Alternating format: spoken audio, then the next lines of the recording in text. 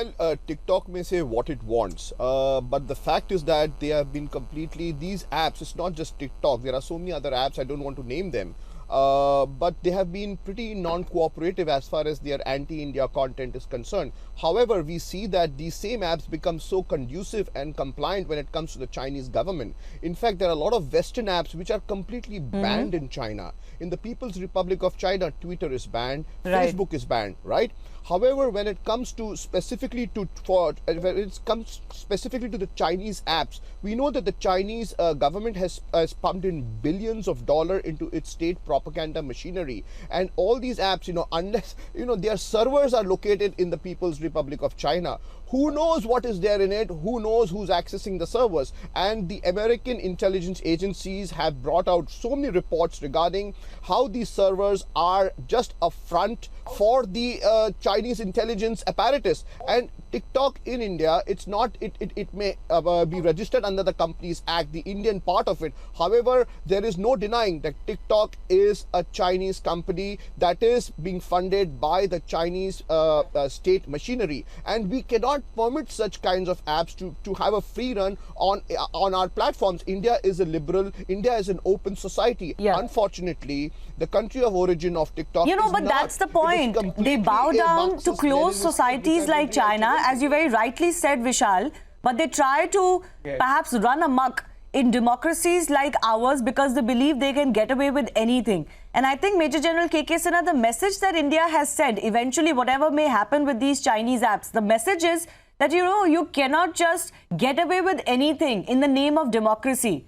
Because as far as the so-called ethics are concerned, they're very flexible, right? As Vishal pointed out, in front of China, they are one thing. Even certain applications like Facebook and Twitter and Google, they compromise a lot on their data and the way they function when it comes to China and certain other countries. But they feel they can get a free run in India. And the message seems to be that that will not be the case.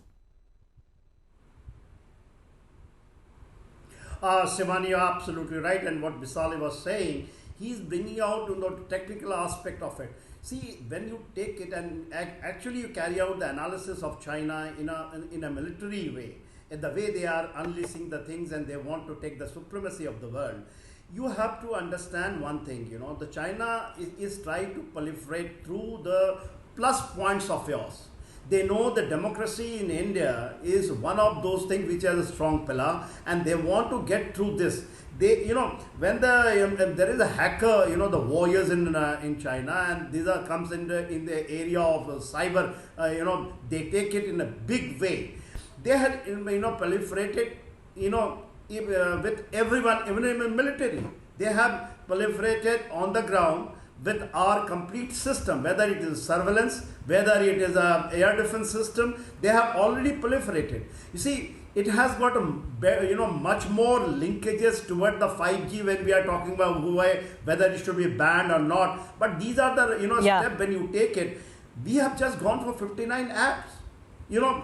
These 59 apps, if you you analyze, I have gone through all 59 of them. We are talking about TikTok. TikTok is because it is in the public domain. It is being used, and the way it is used, after even you carry out the analysis, what happened after we have this standoff, standoff, when the standoff is actually dictated and guided by the Western Theater Command, and what they are talking about, and when they are sending it basically from Xinjiang, when the Xinjiang, they have the southern Xinjiang region when they have activated, you carry out the analysis, and it has been carried out the military intelligence.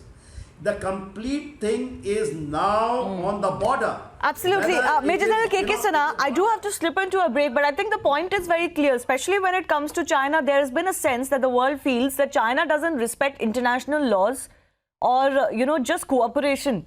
They believe that they can just wade through the international community. Unfortunately, they have been successful to a certain extent. And perhaps the world, not just India, America, but a lot of other countries are now waking up to the fact that the Chinese don't really respect the international community or international norms and laws.